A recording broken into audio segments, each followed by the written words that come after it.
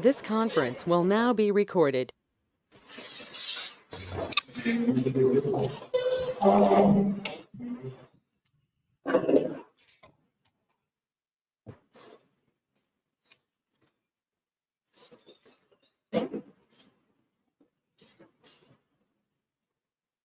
Audio వినిపిస్తుందా?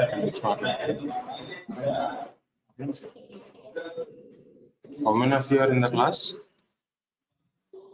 Is there anybody one?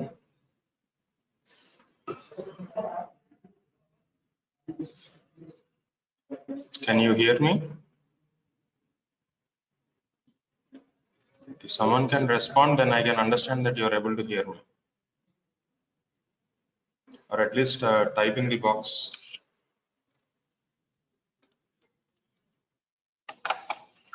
Yes, sir. Okay. Okay, today we'll discuss about oncogenesis. How a normal cell can transform into a malignant cell.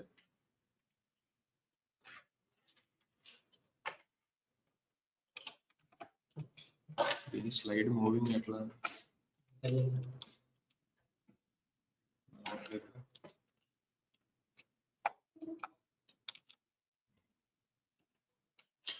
Okay, neoplasia, which literally means new growth, is the uncontrolled proliferation of the transformed cells. So today's class is how the transformation happens. What is the pathogenesis or tumorogenesis? What kind of mutation changes can transform a normal cell into a tumor cell? Okay. Malignant transformation is not a single step process. It is a multi-step process whereby normal cells acquire malignant characteristics. So each step reflects a genetic alteration that confers a growth advantage over the normal cells. There are a number of essential alterations in cell physiology that collectively enable malignant growth. Self-sufficiency in the growth signals is one important thing, and as such, there are several steps which need to be satisfied for a normal cell to transform into an effective tumor cell. It should have self-sufficiency in the growth signals. It should be able to evade apoptosis. It should be able to evade any immune detection or destruction. It should have replicative potential, and it should be able to encourage angiogenesis. And the last step is tissue invasion and metastasis.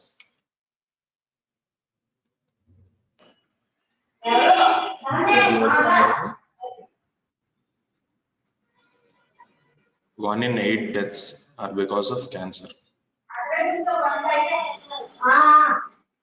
If you see the incidence, someone can mute your someone should mute. There is some disturbance at your home. Okay. Now see the incidence and causes of death. What is the most common cause of male cancer? What is the cancer which is more prevalent or incident in males? Prostate.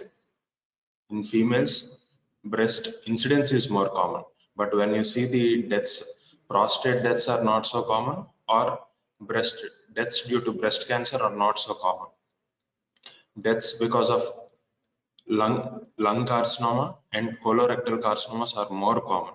While incidence is more common with prostate and breast in males and females respectively, death is more common due to lung and bronchial carcinomas and not due to prostate or breast carcinomas. You can see the most common carcinomas of men and female differ only in the prostate and breast, while the lung and bronchus and colorectal incidences are same either in males or females. So next we will go into the tumor biology, how this transformation, this genetic transformation happens, the multi-step process of tumorogenesis. And we will take the example of malignant melanoma, which has been clearly studied. The 5 major identifiable steps in tumor transformation, you have to concentrate and see how many changes are needed for a normal cell to transform into a tumor cell. Successive genetic changes confer a growth advantage, leading to progressive conversion of normal cells into cancer cells. So these 5 characteristics are needed for a normal common melanocyte, common nevus to transform into a melanoma. A common nevus, after a type of genetic mutation, transforms into a dysplastic nevus. This, after some other mutations, transforms into a radial growth phase, then into a vertical growth phase, and then into a metastatic capable melanoma. You can see a melanoma in any one phase of the tumorigenesis. Okay, this is the most classical example of understanding tumorigenesis. A common nevus transforming into a dysplastic nevus, then into a radially growing one, then into a vertically growing one, and then the metastatic capable melanoma. So you can see these are all the kinds of mutations that will help a normal cell to transform into a malignant cell. One feature is not sufficient for a normal cell to transform into a malignant cell. It should be because there will be tumor suppressor genes, even though so many mutations are happening. All the mutations will not effectively translate into a replicating cell. There will be tumor suppressor genes. They will correct so many mutations. Those mutations which escape the activity of the tumor suppressor genes, or if there is second mutation happening in the tumor suppressor gene also, then this first mutation will cause unchecked proliferation of the tumor cell. So all these are the characteristics that are to be attained by a tumor cell in order to be called as an effective tumorigenesis. It should evade cell death. It should have self-sufficiency in growth signals. What is self-sufficiency in growth signals? Growth signals are of 3 types. One is autocrine, paracrine, and endocrine. Autocrine means a cell can produce its own growth signal. A cell multiplies based on a protein that is secreted by itself and not by any other cell. That is called autocrine. If a cell is replicating because of a growth signal that is coming from some other cell, some other close by cell, it is called paracrine. And if some growth signal is coming from a distant place or through the systemic route throughout the blood, it is called endocrine growth signals. So what are the known endocrine growth signals? Thyroxine, growth hormone, the adrenocortical steroid hormones. Is anybody, are you listening?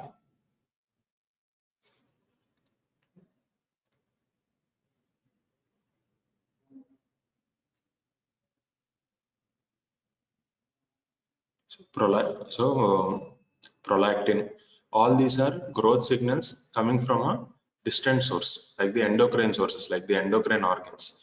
These endocrine growth signals help in growth of the physiological tissue. While autocrine growth stimulation is usually a feature of cancer cells. And such cells should also evade immune destruction. Okay, we will go one by one. I will explain one by one in the next slides.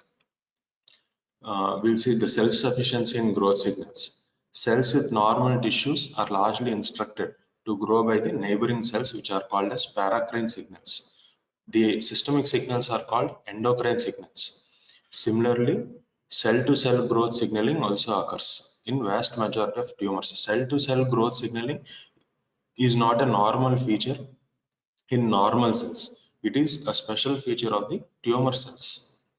The immediate tumor cell environment or the tumor stroma containing the non-malignant cells such as parenchymal, epithelial, fibroblasts, and endothelial cells. If these produce the growth signals, it is called as paracrine stimulation. In addition, tumors are characterized by infiltrating immune cells such as lymphocytes, polymorphonuclear cells, mast cells, and macrophages. In some tumors, these cooperating cells may eventually transform themselves, co-evolving with the tumor cells to sustain the growth later. These autocrine factors are secreted by tumor cells, promote the growth of tumor cells, but may also stimulate the neighboring cells. Tumor cells secrete paracrine factors that act on ECMs. See, we know about bacterial proliferation, fungal proliferation. Those are all single cellular organisms and those don't form any colonies. But in humans, the cells should be able to form effective tissues. And whenever you see a tumor mass, you don't see simple cells. You see cells along with the stroma. So the cells should be capable of maintaining a stroma, and in reciprocality, the stroma should be capable of maintaining the cellular replicative potential. These characteristic changes and specific changes only when happen in tandem will cause tumorigenesis. So this extracellular matrix also should change in such a way to support the tumor growth. Tumor growth is independent on the response of tumor cells to paracrine and autocrine factors. Tumor growth is dependent. So to achieve growth in self-sufficiency, growth signaling pathways are now altered in a tumor cell. This involves the alteration of extracellular growth signals and receptors. Okay, the signal, if a growth signal is coming from the cell itself, if a mutation happens in a growth factor gene and the growth factor is continuously being produced by the same cell, then it implies that this growth factor will help the cell to grow indefinitely. So in the same way, if there is a change in the receptor, if there are more receptors for the growth signals, even then it will cause more replication. So all these changes are different kinds or pathways of tumorigenesis. See, the epidermal growth factor receptor, here the mutation is not with the growth signal. The mutation is with respect to the growth receptor. The epidermal growth factor receptor and HER2/neu, these two are receptors.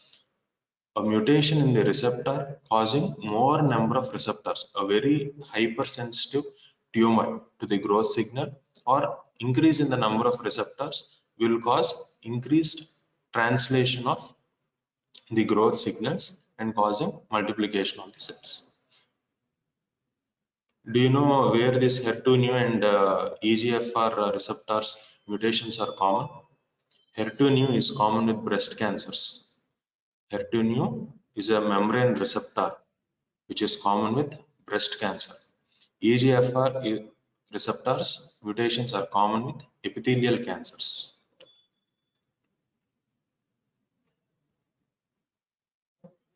And another complex mechanism for acquisition of self-sufficiency of growth signals is by change in the intracellular signaling pathways.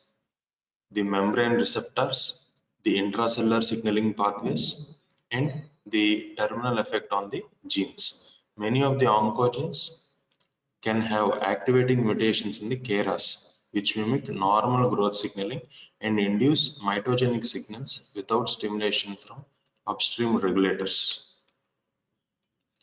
Another feature of tumors are insensitivity to growth inhibition signals or growth inhibition or anti-growth signals. What are anti-growth signals? From where do you get these inhibitory signals? There are receptors to sense these inhibitory hormones. Okay, somatostatin is an inhibitory hormone which can inhibit cellular growth, while growth hormone, insulin are all replicative hormones. They are growth hormones, while somatostatin is an anti-growth hormone or a growth inhibitory hormone. So when there is a loss of receptors for such somatostatin, the growth of the normal tissue is also unchecked. You cannot inhibit the growth. So this is another kind of mutation which helps in tumorigenesis. So this is a brief description of the cell cycle. You can see the various phases. The G1 phase, there are two gap phases, the G1 phase and G2 phase, which are collectively called interphase. Okay.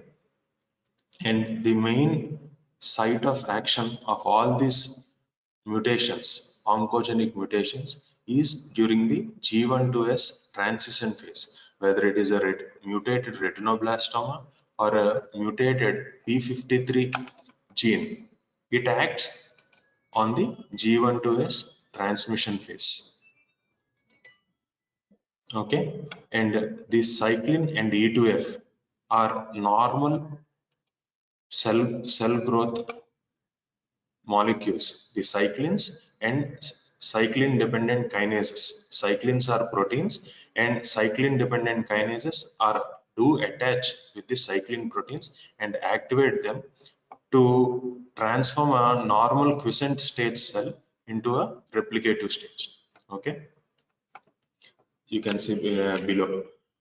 If a cell is continuing in this cycle, it will transform from G1 to S, from G to M, and this terminal differentiation in G0 is not a feature of the tumor cells. This differentiation and entering into a G0 or a quiescent stage is a feature of normal cells. Okay, while the tumor cells, they are mostly continuously circulating in the same cycle. They will not come out of the cycle, they will be continuously replicating. What is S phase? S phase is the DNA synthesis phase. M phase is the mitotic phase. Okay. Cell division is governed by cyclin proteins and cyclin dependent kinases. After mitosis, a cell can terminally differentiate or enter a quiescent stage, or it can re-enter the cell cycle. This re-entering of the cell cycle is specific for tumor cells. Okay, if a cell can enter a quiescent stage or terminally differentiate, it will not become a tumor cell.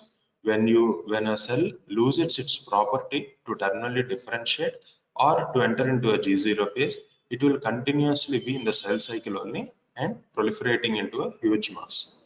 A critical point in the cell cycle control is transition from G1 to S phase. After passing this checkpoint, the cell is committed to division. Tumor suppressor genes, retinoblastoma gene and P53 gene block this G1 to S transition phase. Okay, P53 gene and retinoblastoma gene are normal physiological genes. Is someone asking the question?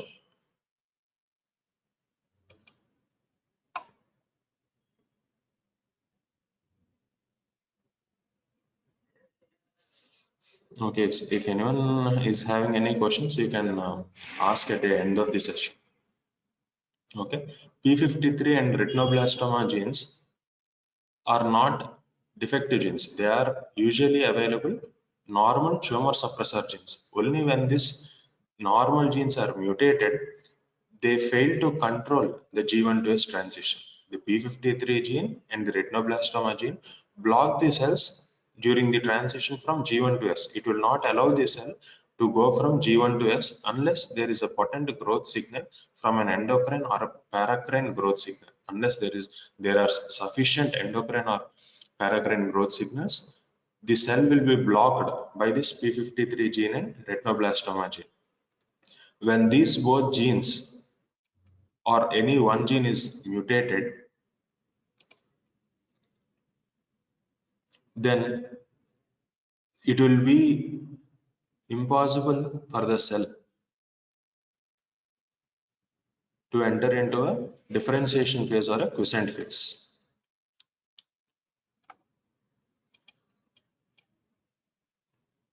Okay, the cell cycle can be divided into an interphase and a mitotic phase. The interphase is further subdivided into the two gap phases as we already discussed. And the S phase is the synthesis phase. The two gap phases involve crucial regulatory events that prepare the cell for DNA replication and mitosis. Central to the cell cycle progression are cyclin dependent kinases. These are bound to the cyclin proteins. These activate the cyclin proteins by phosphorylation. Okay. The cyclin dependent kinases activate the cyclin proteins by phosphorylation and help in cell growth. They take the cell into S phase. These proteins are regulated by other proteins including tumor suppressor and oncogenes. Now about anti-growth signals, what we have talked before, like the somatostatin hormone, can block the cell division by two mechanisms. They either push a cell into a quiescent phase, that is the G0 phase, or terminally differentiate it. Okay, all the cells like the nerve cells, the cardiac myocytes, the skeletal muscle cells, these are all terminally differentiated. So they cannot re-enter into a cell cycle. Okay, they are all terminally differentiated. So such mechanism is lost in a tumor cell. It cannot differentiate terminally. So it will be continuously replicated.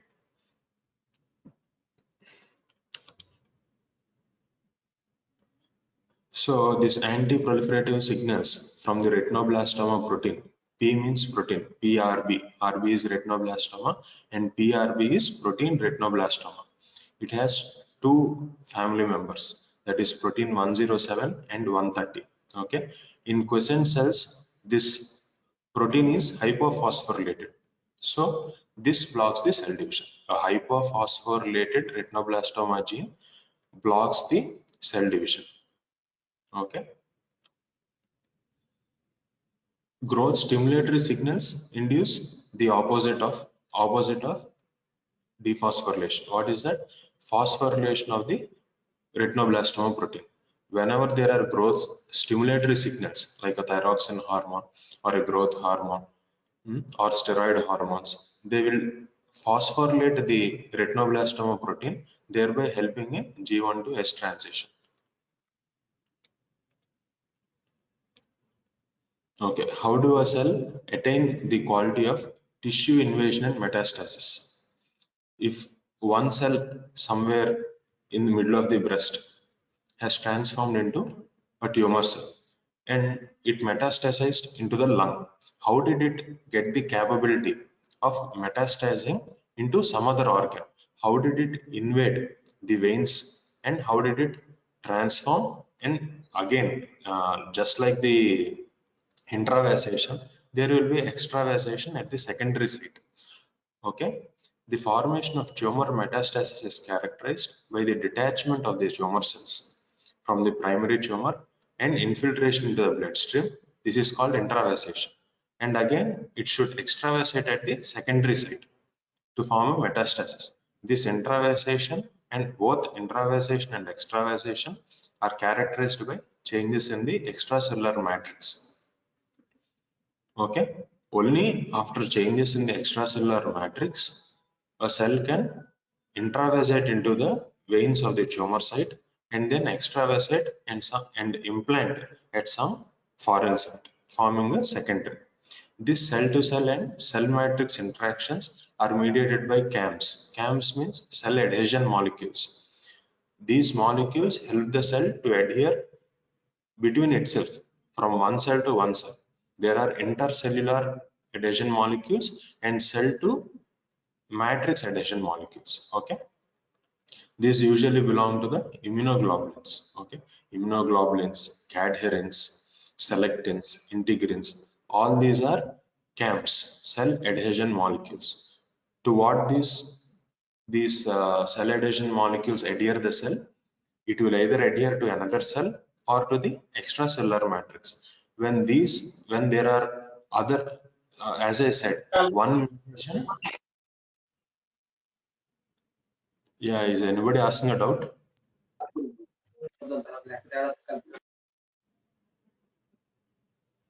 If you are not asking doubt, please mute yourself. Okay. So as we have discussed, one mutation is never sufficient for tumorigenesis. Only multi-step or multiple mutations can cause effective tumorigenesis.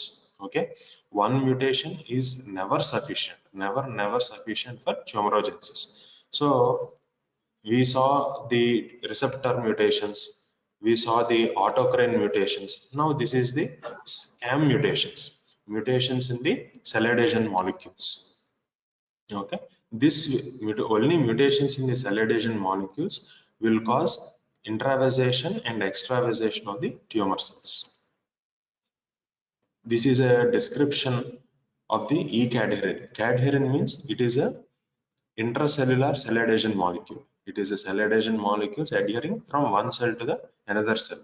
This alpha and beta units which you can see, yellow and green units, are called catenins.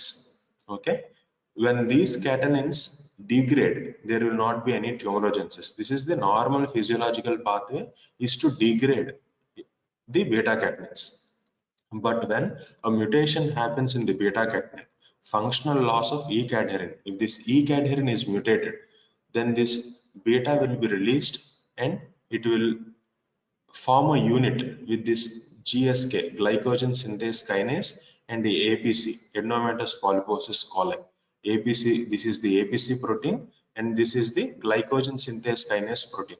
With these proteins, it will form a unit and it will help in growth signal transmission without degradation. Okay, such mutations will enhance this beta catenin protein to act on the TCF-LEF. TCF means T cell transcription factor. This is a DNA. TCF-LEF, beta catenin is a protein.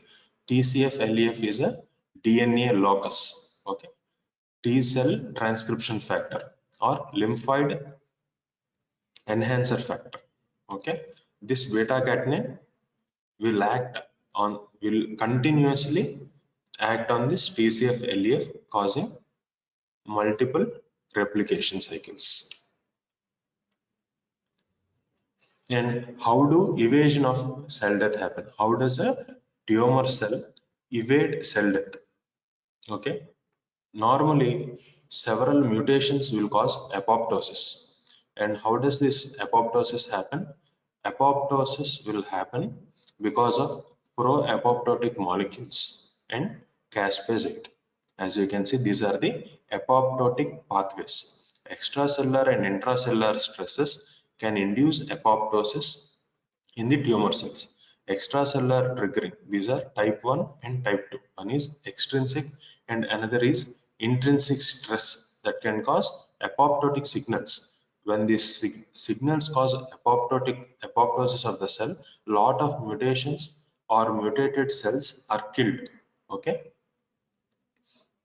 extracellular triggering can occur through a receptor dependent pathway or a receptor independent pathway. Both pathways induce the release of cytochrome C. When mitochondria release cytochrome C, this cytochrome C is essential to activate the caspase cascade. Okay, apoptosis is caused by caspases. Okay, apoptosis is caused by caspases, and this caspase cascade or this caspase cycle is triggered by release of cytochrome C from the mitochondria. This cytochrome C released from the mitochondria is again regulated by the pro-apoptotic molecules. Simply to say, where certain kinds of extracellular and intracellular stress will cause apoptosis, and when such apoptotic pathways are lost, it will help the tumor cell for tumor growth. This activation of caspase cascades lead to DNA fragmentation and apoptosis. And another thing is immunosurveillance and immunoediting, means lot of mutant cells are killed by the T cells. Then how did these tumor cells escape the T cell effect? T cells will kill several mutant cells. So what kind of mutations help these cells to escape from the T cell attack? Okay, there in a tumor cell, if there are some immune infiltrates like the memory T cells, the Th1 cells, or the cytotoxic T cells, it is good that you can think that these cytotoxic T cells or Th1 cells will slow the growth of the tumor mass. So whenever in a tumor histology, if there are T cells, whether it be T helper 1 cells or cytotoxic T cells, it decreases the growth of the tumor. Okay, unless a patient is immunosuppressed or having conditions like immunodeficiencies, you will lose this T cell effect on the tumor. So in non-Hodgkin's lymphoma, Kaposi sarcoma, and genitourinary and anogenital carcinomas, which are more common in HIV, what does HIV cause? It will cause T4 and T8 cell depletion. Okay, CD4 and CD8 cell depletion. Because of these cell depletion, the mutation or the mutant cells are not attacked. So it is the tumor growth is unchecked. Okay, that is how immunodeficiencies can promote more tumors. Why are some tumors more common in immunodeficiency states? The reason is if there is effective immunosurveillance, then a lot of mutant cells are killed by this T cells. But whenever there is immunodeficiency, these tumor cells also are left unattacked or unchecked, and so the tumor growth is continuously growing. So here also there may be multiple step process like the elimination phase, equilibrium phase, and escape phase. When the mutations enhance, when more mutations happen, initially it will be eliminate. The T cells are capable of eliminating the tumor cells. That is called elimination phase. When the T cell attack, the number of cells dying and the number of cells multiplying are in a constant rate. When the tumor mass is not growing, that is called equilibrium phase. Whenever the tumor has got some mutations and and it is unchecked by the immune system, it will start growing. Okay, the killing is less and the multiplication is more. This is called escape phase. Mutations of MHC alleles. Okay, mutations in the co-stimulatory molecules, mutation in the immunosuppressive factors like TGF beta and IL-10. All these mutations will help in escape from the immune cells. Okay. Another capacity of a tumor cell is angiogenesis. How does angiogenesis happen? Self-sufficiency in the growth factors, the epidermal vascular endothelial growth factor and fibroblast growth factor. The angiogenic signals are from the tumor clone. The tumor clone produces angiogenic signals. Whenever there is an injury, angiogenic growth signals come from the stroma and injured cells. But in a tumor, there is no injury. There is no stromal injury. There is no parenchymal injury. But yet, there are angiogenic signals. Because of these angiogenic signals, angiogenesis happens continuously and helps the tumor cells to grow even more faster and effectively. Whenever there are no angiogenic signals, the tumor undergoes necrosis. Tumor necrosis is also commonly seen. In any tumor, as it grows in size, if it cannot effectively produce enough angiogenesis, some tumor cells will also be dying. Okay. So the effectiveness, how effectively angiogenesis happens, is this reciprocated in the tumor growth. More the angiogenesis, more faster the growth of the tumor.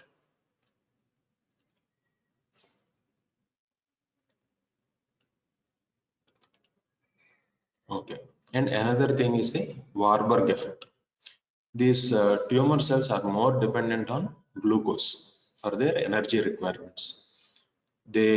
So you can also, how many of you have heard about PET CT scan or PET scan? Okay, in PET scan, we will use radioactive glucose, radioactive fluorine, FDG, radioactive fluorine coated glucose to mark or target the tumor cells, because though all the cells use glucose and absorb glucose, because of this Warburg effect or this change in the metabolism in the tumor cells, they are more dependent on glucose. Because they are more dependent on glucose, the rate of extraction of the glucose compared to the other cells is more. So whenever you give some radioactive glucose, more amount of glucose is entered or absorbed by the tumor cells than the normal cells. So in that way, fluorodeox FDG is used to coat these tumor cells. So coming to the oncogenes, how do oncogenes develop? Okay, what is an index case and what is a proband? Index case or proband is the first case. Okay, what are somatic mutations and what are germline mutations? Germline mutations can be transmitted from one generation to the another generation. Okay, somatic mutations do not transmit from one generation to another generation. They show their effect only on one generation. As you know, sporadic cancers are more, means acquired cancers are more common than hereditary cancers. What are more common, whether hereditary cancers or sporadic cancers? Sporadic cancers are more common. Hereditary cancers are very rare. Okay, because not those mutations which happen only in as germline mutations can transmit from one generation to the other. Predisposition in familial cancer syndromes is generally inherited as an autosomal dominant fashion. Okay. The exceptions are ataxia telangiectasia and xeroderma pigmentosa. So what is penetrance? Can anybody say what is penetrance?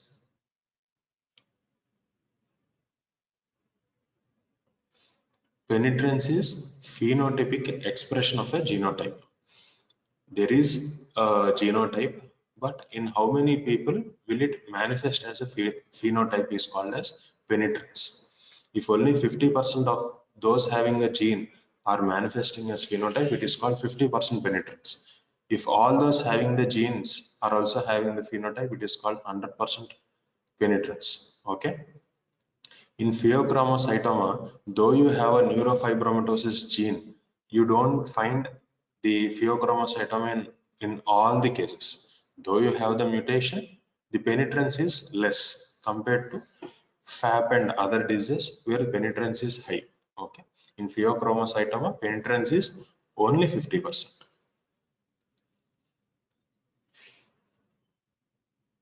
And how do hereditary cancers differ from sporadic cancers?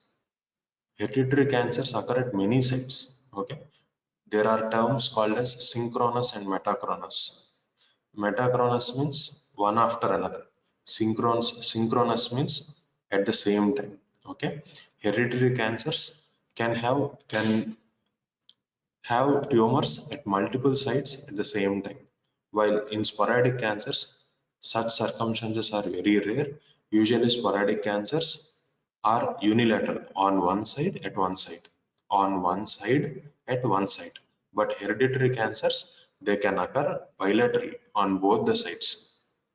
Okay, and at multiple sites, that is multifocality. In BRCA1 and BRCA2, which are breast cancer genes, they are hereditary breast cancer genes. Though sporadic mutations also happen, if it is a germline mutation and it is inherited mutation, it will cause multifocal tumorigenesis and bilateral tumorigenesis. So in the treatment approach, the surgery should be early and radical. Okay.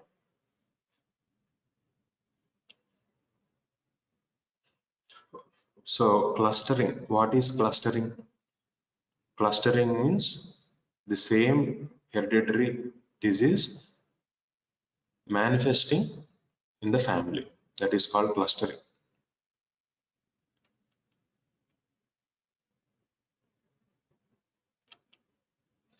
So these are all the most commonly seen familial cancer syndromes. Just go through the genes and where does it cause cancer? Where does BRCA1 and BRCA2? They cause breast and ovarian cancers. Okay, the P10 gene, it is the Cowden disease. It causes more commonly endometrium and thyroid cancers. The APC gene mutations, this is a very important and normally spoken about gene. When you talk about oncogenes, we morely talk about BRCA1, BRCA2 and APC. Okay, APC causes FAP. FAP means familial adenomatous polyposis. Okay, the colon will have numerous polyps. The colon will develop numerous polyps and early transformation into a adenocarcinoma. These adenomatous polyps will transform into adenocarcinoma. Okay, there will be hundreds and thousands of polyps in APC gene positive polypoidal conditions. Okay,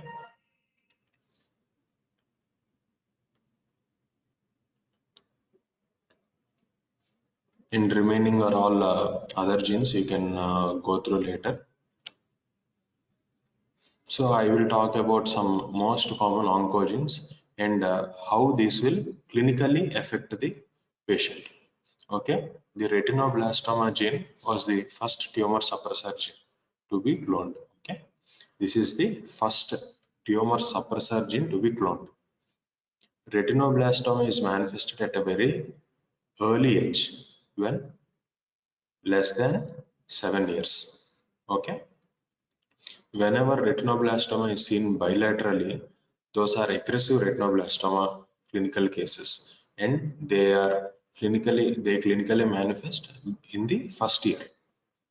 Okay, there are extraocular manifestations of retinoblastoma. What are the extraocular manifestations of retinoblastoma? Sarcomas, melanomas, and CNS tumors.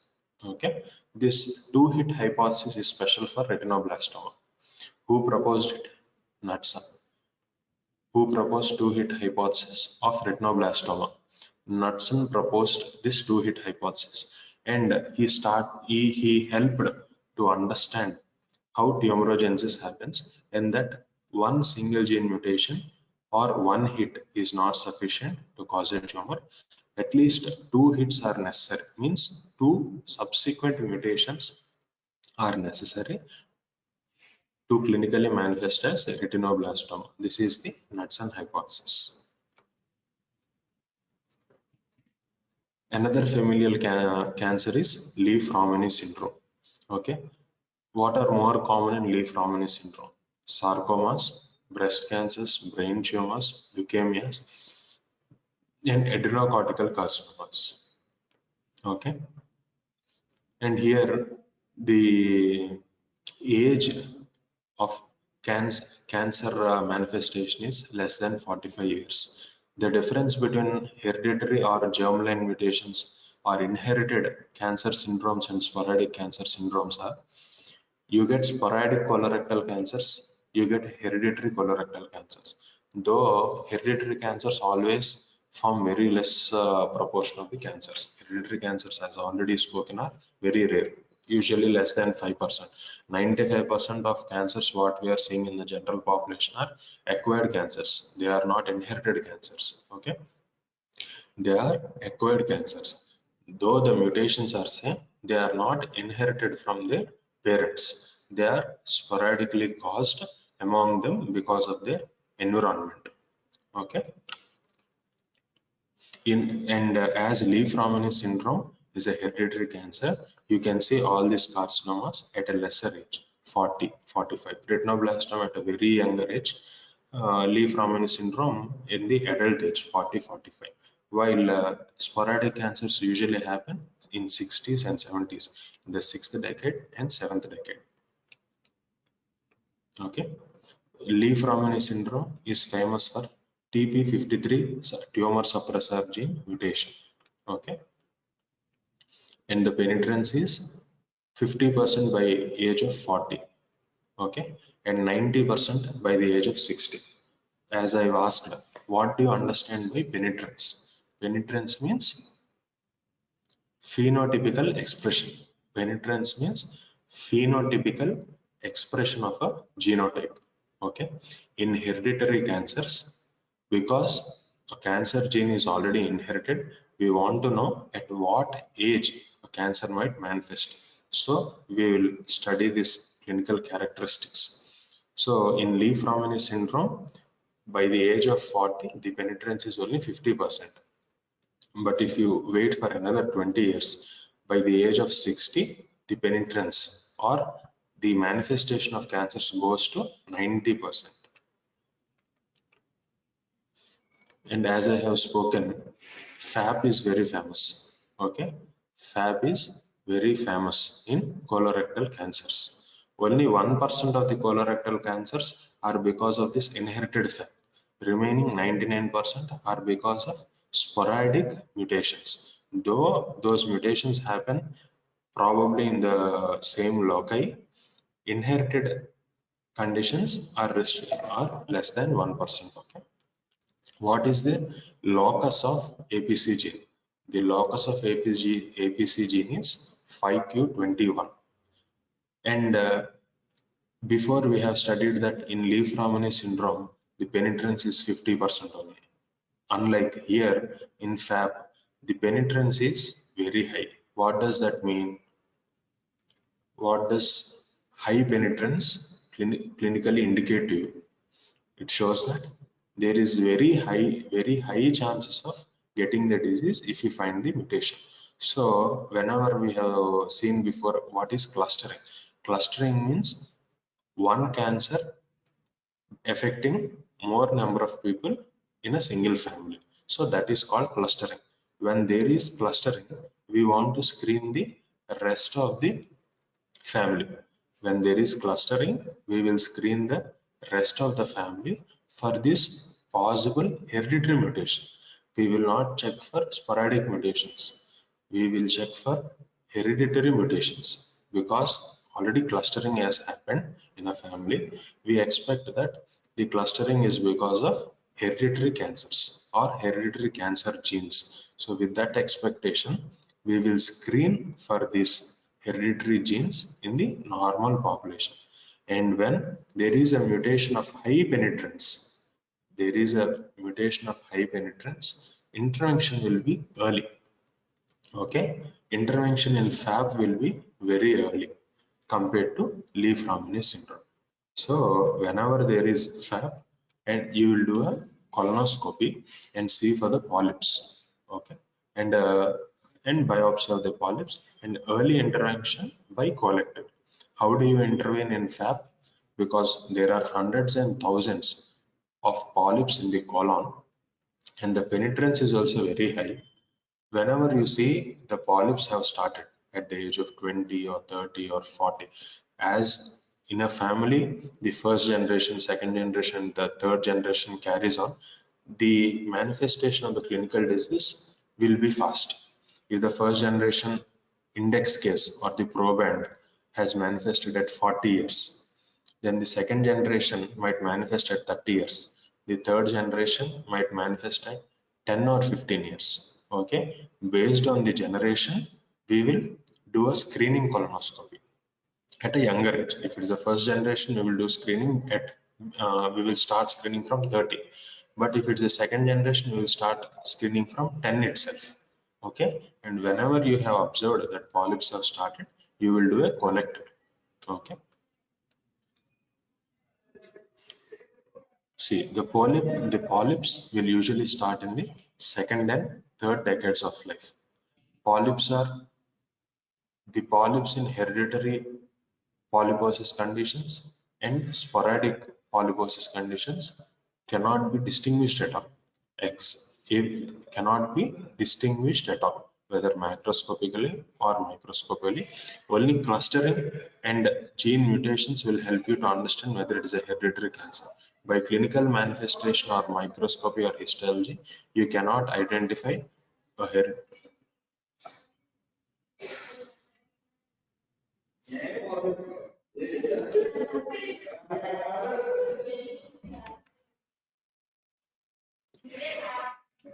Okay, I will end with this FAB mutations, and we can continue the remaining in the next class.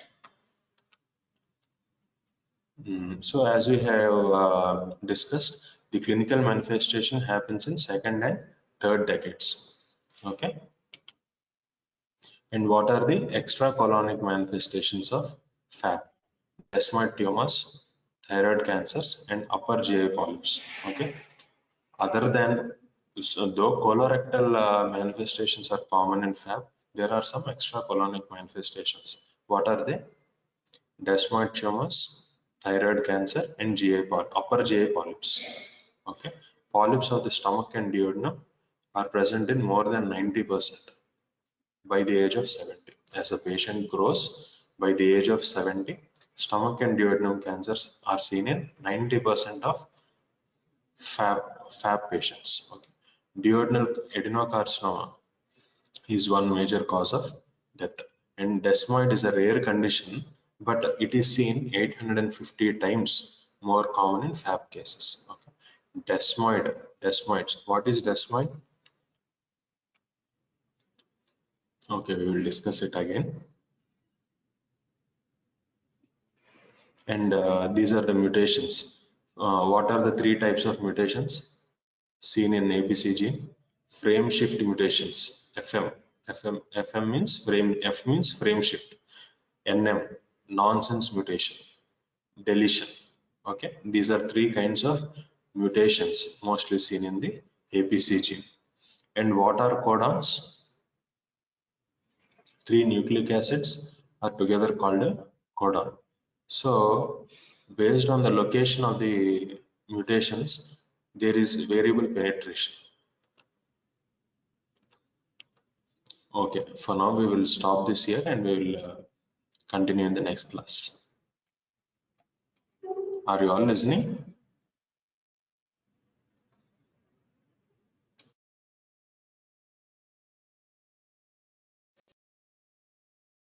Hello? How many are? Okay. Okay, good. We will continue with the rest of the class later. Okay, good. Thank you.